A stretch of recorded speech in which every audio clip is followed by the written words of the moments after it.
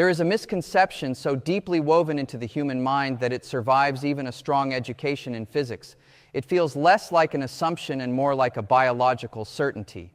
It is the belief that motion, given enough force and enough time, is limitless. That if you fire a rocket engine long enough, if you pour enough fuel into the chamber, if you simply refuse to stop pushing, the spacecraft will keep accelerating, keep gaining speed, forever, without ceiling, without wall, without consequence. This feels obvious. This feels geometrically self-evident. And this feeling is one of the most spectacularly wrong intuitions the human brain has ever produced. To understand why, I want you to picture something completely ordinary. A broken down car sitting in a flat, empty parking lot on a still afternoon. No engine, no fuel, just four wheels and dead weight on gray pavement. You walk around to the back and you push.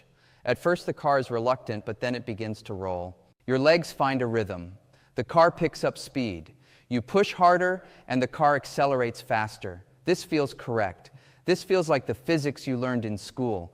Force applied equals mass times acceleration. Push harder, go faster. The relationship is clean, proportional, satisfying. Now I want you to imagine a universe with a single strange modification.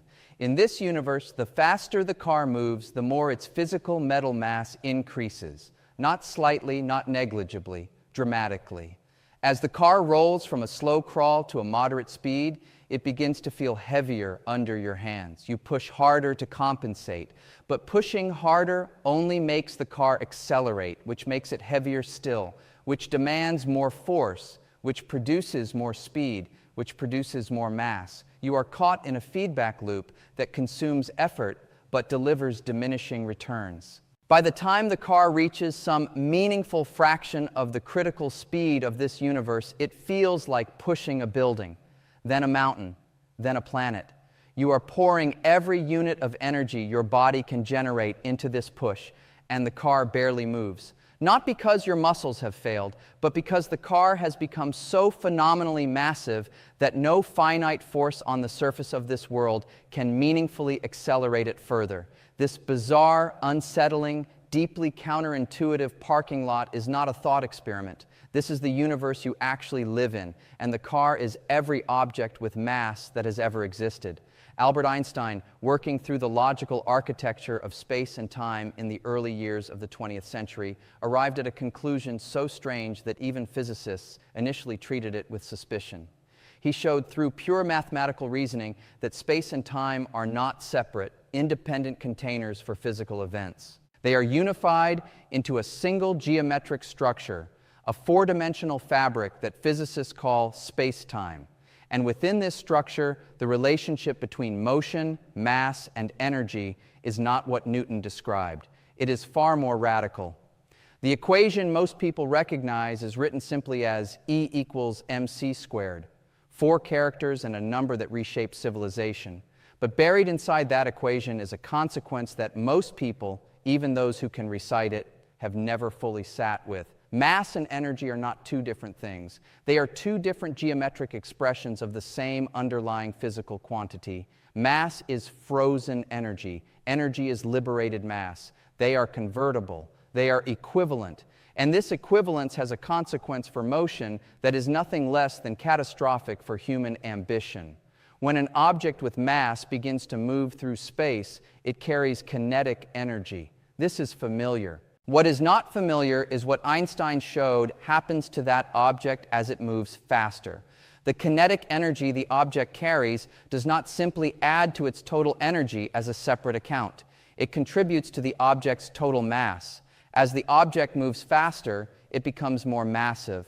Not heavier in the gravitational sense you feel on a bathroom scale, but more massive in the inertial sense, meaning more resistant to further acceleration. The faster it goes, the more energy it has acquired, and the more of that energy expresses itself as additional mass, which demands even more energy to push it faster still. The mathematics of this process, what physicists call relativistic mass, describes a curve that bends upward with terrifying steepness as an object approaches a particular speed. The speed of light in a vacuum, approximately 300 million meters per second, written in physics as the letter c. As any massive object approaches c, The energy required to push it further does not merely increase. It curves upward toward infinity. To reach c precisely, to touch that speed with even the smallest particle of matter, would require an infinite quantity of energy. Not a very large amount, not an astronomically large amount, an amount with no upper boundary whatsoever. There is no engine large enough. There is no fuel supply sufficient. There is no engineering solution hiding in the future waiting to be discovered. The barrier is not technological, it is mathematical. It is woven into the geometric structure of space-time itself. Infinite energy is not a resource constraint. It is a logical impossibility because in a finite physical universe, infinity is not an achievable value. So the rocket does not simply keep accelerating. The rocket, as it approaches a meaningful fraction of the speed of light, finds every additional unit of acceleration demanding geometrically more energy.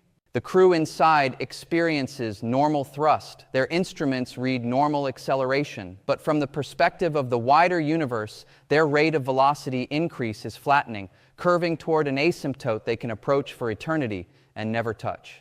This might feel like a frustrating engineering problem, a cosmic speed bump placed inconveniently between human curiosity and the stars.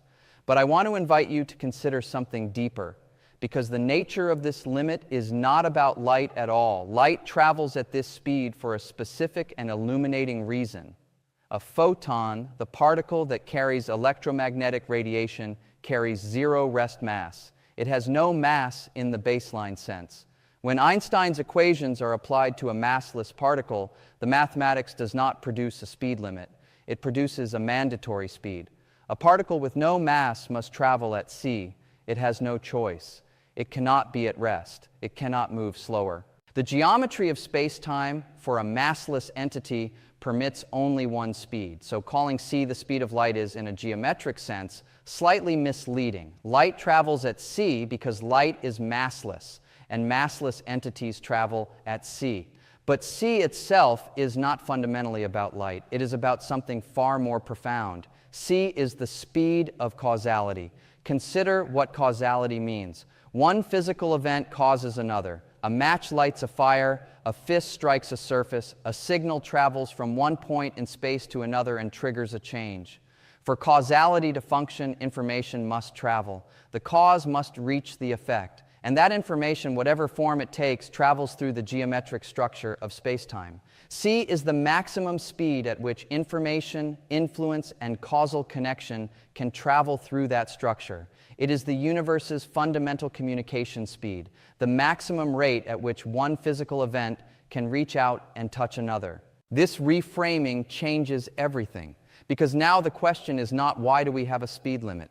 The question becomes what would happen to the logical structure of physical reality if that limit did not exist. And the answer is genuinely terrifying. Special relativity shows us that space and time are not fixed, universal measurements. They are observer-dependent. Two observers moving relative to each other will measure time intervals and spatial distances differently. This is not a measurement error. This is a geometric feature of space-time. Time dilation and length contraction are real, physical, measurable phenomena confirmed in laboratories and tracked by the satellites orbiting this planet right now. This geometric feature of space-time means that the sequence of events, the before and after, the cause preceding the effect, is protected by the speed limit c. For any two observers moving relative to each other below c, they may disagree on the timing of events, but they will never disagree on the causal order of events. If event A caused event B, every observer in the universe, regardless of their relative motion, will agree that A came before B. This is called causal ordering, and it is preserved perfectly as long as nothing travels faster than c. Now, suppose an object or a signal could travel faster than c. Suppose for a moment the speed limit does not apply. Then something extraordinary and disastrous follows directly from the mathematics. An observer in one reference frame would detect that signal arriving at its destination before it departed from its source. Not approximately, not nearly simultaneously. Genuinely, mathematically, unambiguously before the cause occurred. Effect preceding cause. the arrow of time, the logical sequence that makes the word because meaningful breaks apart. And it does not merely break in one reference frame, it breaks universally. A signal faster than light sent from one point to another could be received in the past of the sender. With two such signals and two appropriately moving observers, you could construct a closed causal loop, a message that causes itself to be sent before it exists, an event that creates its own precondition, reality folding back on itself in a logical circle with no external anchor. The universe you and every physical object in it inhabits would cease to have a coherent timeline, not in a philosophical sense, in a precise mathematical sense. The equations describe a geometry that collapses into self-contradiction, causes without causes, effects that precede nothing, a physical cosmos that cannot maintain any consistent account of what happened and in what order. The speed limit of the universe is not a restriction placed on your ambitions.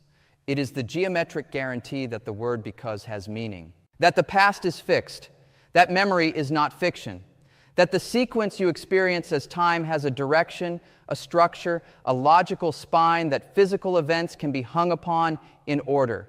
Every frustrating calculation that shows interstellar travel taking centuries, every engineering paper about the impracticality of reaching nearby star systems in a human lifetime is pointing at this same fundamental geometric reality. The universe is not being unkind. It is being self-consistent. And self-consistency at the scale of all physical reality demands a maximum speed for causal propagation.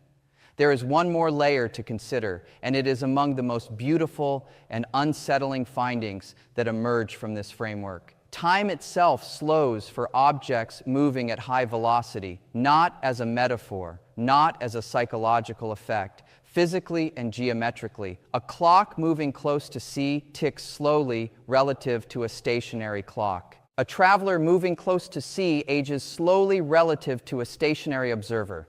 The faster you move through space, the slower you move through time. At C itself, time dilation reaches its geometric limit.